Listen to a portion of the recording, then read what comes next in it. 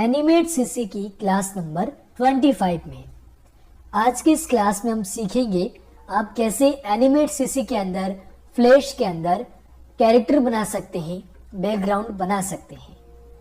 अब तक दोस्तों आपने जाना है कि कैसे आप इलस्ट्रेटर के अंदर कंप्लीट कैरेक्टर बना सकते हैं।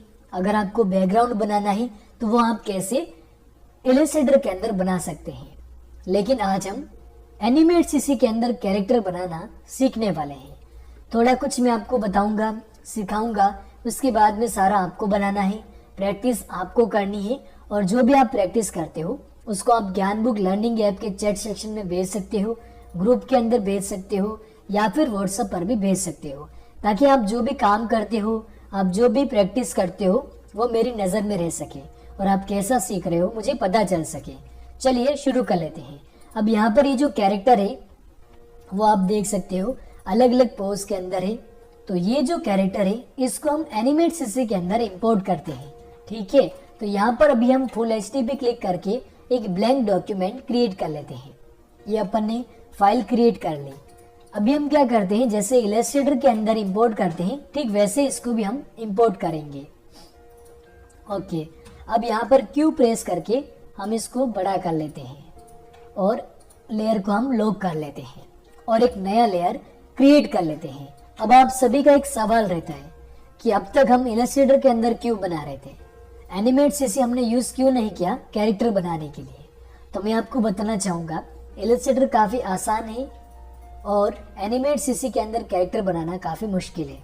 जब आप देखेंगे तभी आपको पता चलेगा कि क्यों हमने एनिमेट सीसी के अंदर कैरेक्टर बनाना छोड़ के इलस्ट्रेटर के अंदर कैरेक्टर बनाना हो या फिर बैकग्राउंड बनाना हो हमने उसी के अंदर यूज़ किया। अभी जैसे आप देख लीजिएगा, खुद ही आप देखिएगा। अगर आपको यह सही लगता है तो आप इसके अंदर बनाइए, अगर आपको इलस्ट्रेटर के अंदर इजी लगता है तो आप उसके अंदर बनाइए। मेरे हिसाब से इसके अंदर काफ़ी मुश्किल रहता है। जैसे अपन ने लेयर लिया, पहले वाला जो लेयर था उसका नाम हम लिख देते हैं बैकग्राउंड। उसके बाद इस लेयर पे नाम लिखने की ज़रूरत नहीं है। यहाँ पर अभी मैं केवल फेस बनाऊंगा, वो आपको ज़रूर से ध्यान में रखना है कैसे मैंने बनाया है। उसके बाद में सारी बॉडी आपको बनानी है और स्क्रीनशॉट आपको बनाकर भेज देना है ताकि आपका वर्क कैसा रहा मुझे पता चल सके। कोई भी प्रॉब्लम आती है तो भी आप चैट सेक्शन के अंदर बता सकते हो। अपन ने क्या किया, यहाँ से ओवल टूल है उसको लिया फेस बनाने के लिए और इस तरीके से अपन ने डिज़ाइन देने की कोशिश की। अब यहाँ पर इसका जो कलर है वो आपको दिख रहा होगा। अब यहाँ पर आपको क्या करना है, ये देखिए यहाँ पर इस जगह पे आपको क्लिक करना है। इससे क्या होता है कि जो स्ट्रोक जो होती है वही दिखती है। देखिए इसको मैं हाइड करता हूँ। आप जो भी बनाओगे यहाँ पर स्ट्रोक ही दिखेगी इस लेयर के ऊपर। ठीक है, तो यहाँ पर आप इसको इस्तेमाल कीजिएगा। अब आप इसका जो शेप है वो कैसे देंगे, देखिए स्ट्रोक के ऊपर गए, कुछ क्लिक नहीं किया अपन ने। अब आप जब भी क्लिक करोगे लेफ्ट से, देखिए इस तरीके से यहाँ से आप इस तरीके से शेप को सही ढंग से बना सकते हो। अब आप पूछोगे कि यहाँ पर जो ये ऊपर की तरफ है ये तो ओवरलैप हो रहा है। आप पहले क्या करते थे, अगर आप चाहो तो आप क्या करोगे, इस तरीके से यहाँ पर जो हेयर है उसका आप शेप बनाओगे।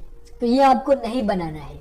आपको मैं बताना चाहूँगा, जैसा कि मैंने इलस्ट्रेटर के अंदर भी बताया आपको कंप्लीट कैरेक्टर बनाते टाइम, कि जो चीज़ें पीछे छुपेंगी उसको आप चाहे कैसे भी बनाओ, लेकिन फ्रंट पे जो चीज़ें दिखेंगी उसको आपको सही ढंग से बनाना है। जैसे यहाँ पर भी हेयर बनेंगे, हेयर जो है इनके वो ऊपर की तरफ बनेंगे इस कैरेक्टर के। तो पीछे आप कुछ भी बनाओ उससे हमारा कोई मतलब नहीं है। अब हम इसका नोज बनाते हैं। ठीक है, अब नोज बनाते हैं तो आप जैसे इस तरीके से इसका नोज आप बना पाओगे। अब एक चीज़ मैं आपको बता देता हूँ, जब भी आप कोई भी एक ही लेयर के ऊपर आप काफ़ी सारे ऑब्जेक्ट बनाते हैं, शेप बनाते हैं, तो आपको दोस्तों ऑब्जेक्ट ड्राइंग जो टूल रहता है उसका इस्तेमाल करना है। जे आप प्रेस कर सकते हो या फिर मैं आपको बता दूं, जब आप ब्रश टूल के अंदर जाओगे तो यहाँ पर आपको ऑब्जेक्ट ड्राइंग जो टूल है वो मिलता है। इसको अगर आप ऑन रखते हो, थोड़ा सा आप समझने की कोशिश कीजिएगा, इसको अगर आप ऑन रखते हो तो आप एक ही लेयर के ऊपर काफ़ी सारे शेप बना सकते हो। वो जो शेप होंगे वो आपस में अटैच नहीं होंगे, यानी कि मर्ज नहीं होंगे और आपका जो शेप है वो बिगड़ेगा नहीं। ये जो है ऑब्जेक्ट ड्राइंग टूल वो इसी के काम आता है। ठीक है, अगर आप जैसे इसका इस्तेमाल नहीं करते हो और डायरेक्टली आप कोई भी चीज़ बनाते हो तो हो सकता है कि आपका जो शेप है वो बिगड़ जाए। जैसे मैं आपको थोड़ा सा दिखाना चाहूंगा। अब यहाँ पर आप देख सकते हो स्ट्रोक जो है इसको मैंने ऑन किया, ऑफ कर दिया। यहाँ पर अभी हमें कलर भी देखने को मिला और अपन ने जो शेप बनाया वो भी देखने को मिला। अब यहाँ पर अगर मैं डबल क्लिक करता हूँ और इसको मैं सेलेक्ट करता हूँ तो पीछे की तरफ आप यहाँ पे देख सकते हो, यहाँ से कट गया। यानी कि ये जो अपन का काम था, जो नोज अपन ने बनाया वो इस लेयर के साथ अटैच हो गया। आप जब ट्राई करोगे, प्रैक्टिस करोगे, तब भी आपके साथ ऐसा ही होगा। अब अगर आप इसको मॉडिफाई करना चाहोगे, अगर आप मॉडिफाई करते हो इसको, देखिए बाहर की तरफ आए, अगर आप इसको मॉडिफाई करते हो तो यहाँ से हो जाएगा। लेकिन अगर आप इसको डायरेक्टली हटाने की कोशिश करते हो तो आपका शेप बिगड़ जाएगा।